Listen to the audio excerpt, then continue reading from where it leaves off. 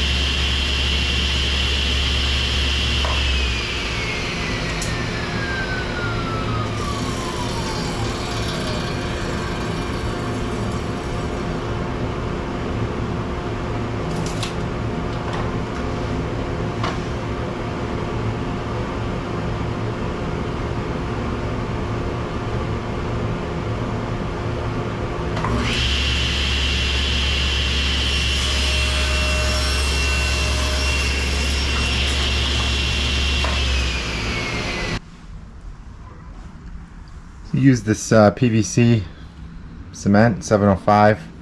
Pretty good stuff. We used it on the house.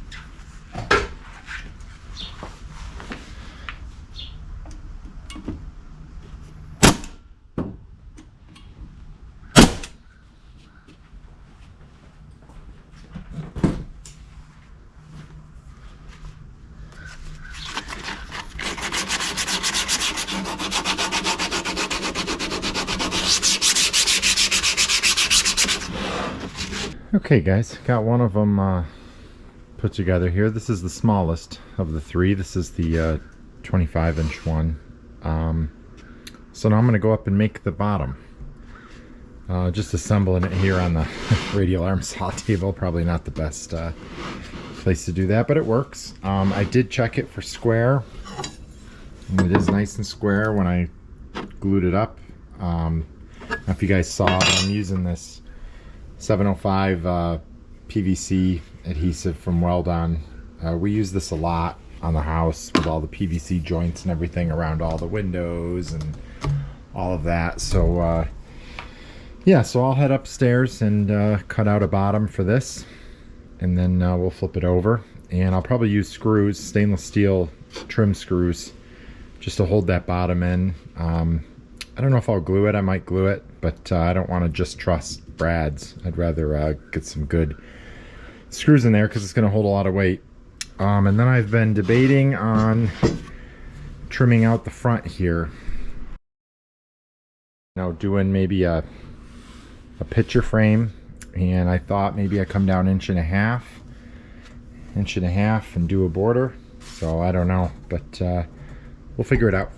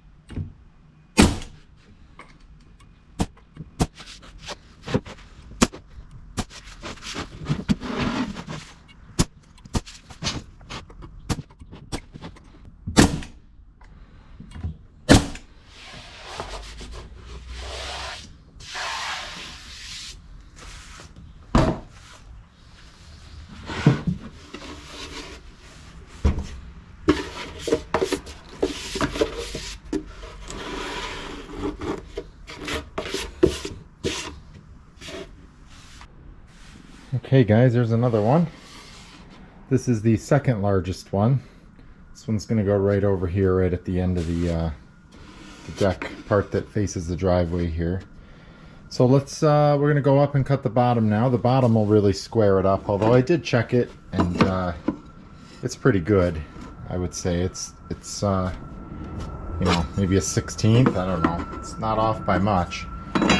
But yes, putting the bottom in will really square it up nice. So for this one, we're going to need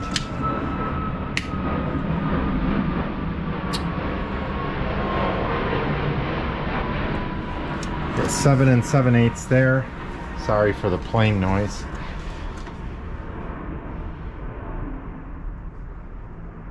Seven 7/8 there. So that's exactly what it was in the last box. For this one, the width is going to be different, of course, because it's wider. I have 33 and 15/16. 33 and 15/16. So let's go up and trim our bottom down to 33 and 15/16 and 7 7/8.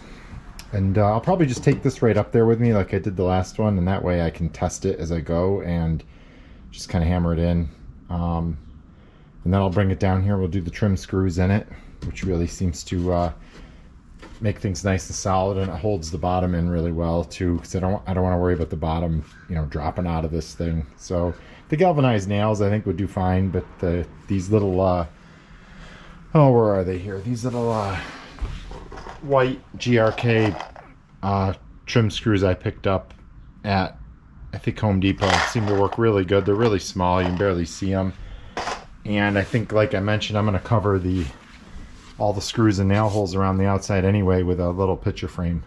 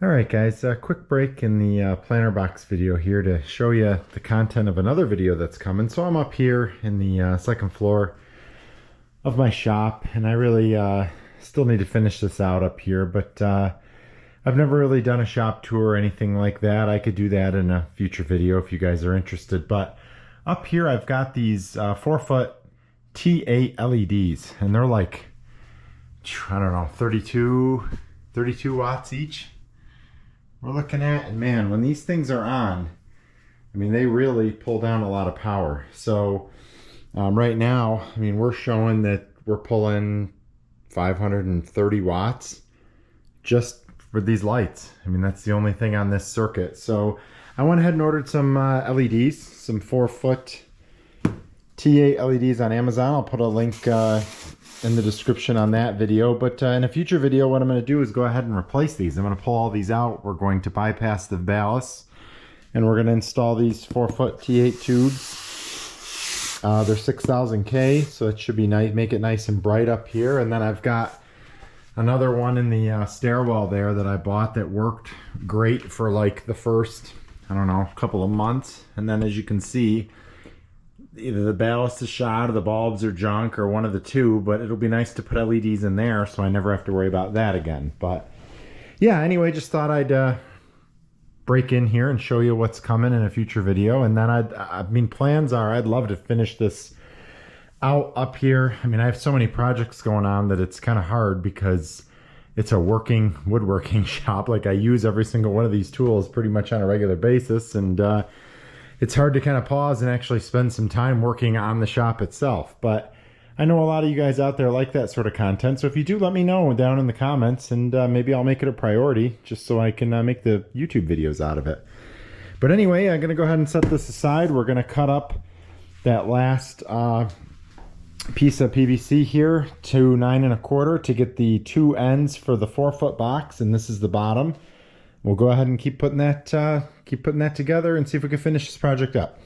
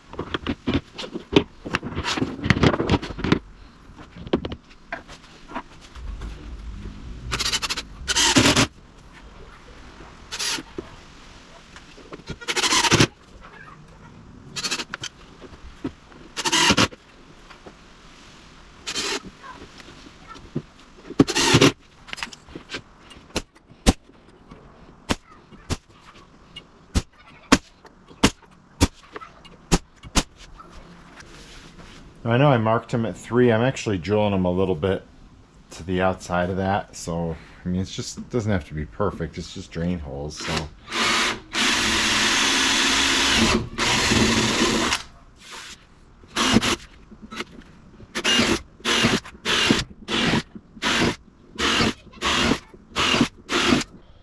So that's what it looks like inside. Pretty happy with that.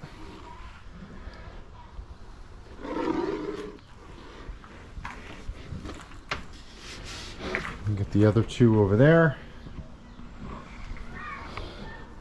So now we can start ripping down some trim for the picture frame, and I can debate if I want to go ahead and apply some gray paint so that the inside of the box is gray, kind of match the pillar that I painted on the front of the house, which coincidentally is made out of the same stuff. It's actually scraps of that pillar that I used to build these. So far we've got no cost into this other than this little package of trim head screws. The galvanized brads that I'm using here I already had, the PVC I already had, the paint I already have. I've got some landscaping fabric that I'm going to put in here. That I already had. And then it's just potting soil and flowers. So I might put a layer of like lava rock in here. It's really light. and it'll help because this is pretty deep. We don't really need to fill this whole thing up with potting soil. This thing's gonna weigh 50 pounds, and I bolt it right to those balusters, so we're gonna see how this works. The old one never had a problem, but the old one wasn't this substantial either, and I've got more to add to it, so yeah, we'll see. But I've got a ton of spare balusters, so if it breaks them, I mean, I don't see it breaking them, but if it does, we'll replace them and find another solution. It's the fun of doing this. So let's see what we got left in material and rip down maybe 1.5 inches and figure that out, and we'll do that.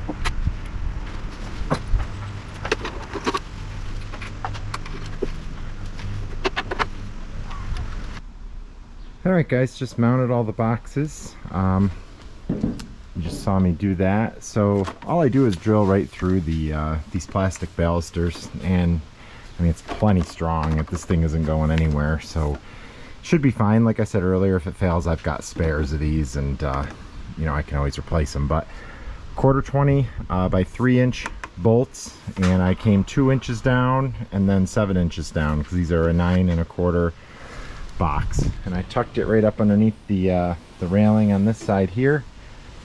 And yeah, I mean, as far as level and everything, I mean, we're looking really good.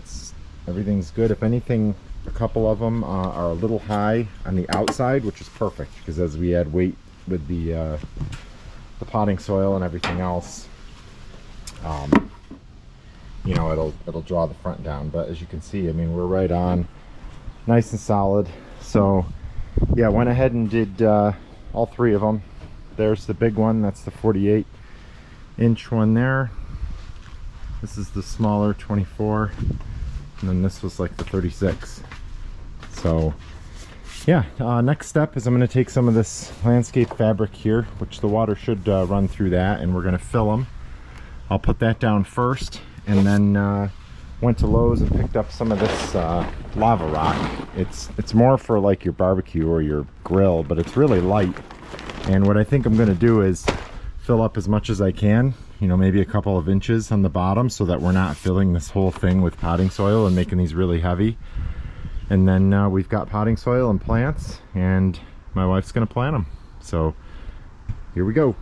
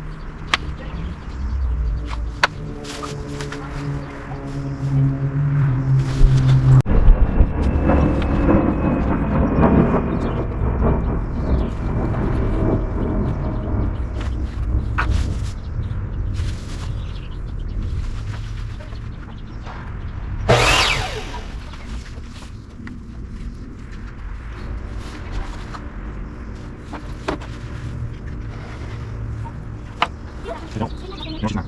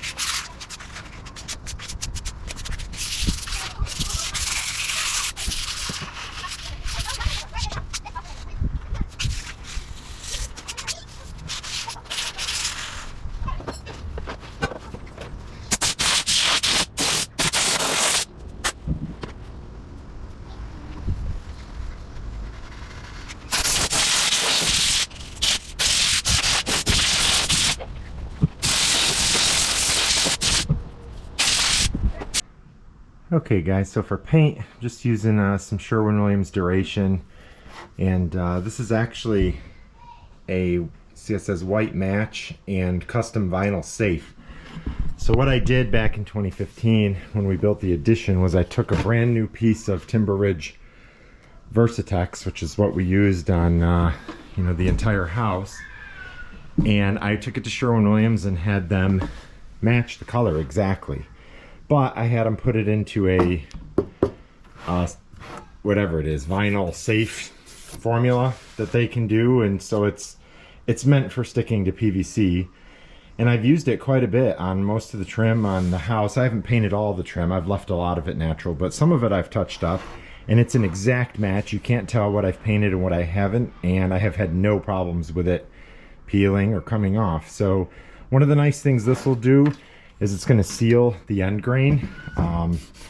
This end grain will absorb dirt and all sorts of other, you know, stuff. I've noticed it on the trim around the basement windows. So by painting it on the boxes, it'll seal all that up. Then we'll tape off the middle, and I have the same color, house color, in gray that's in a vinyl safe formula, and I'll use that on the middle.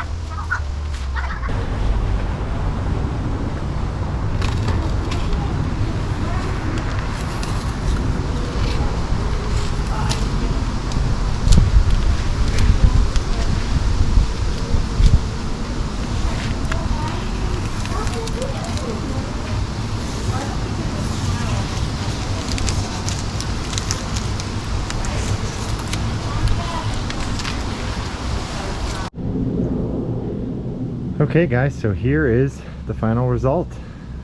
Let me know what you think in the comments down below if you like it. Tried to get the brush strokes on here to make it look like wood.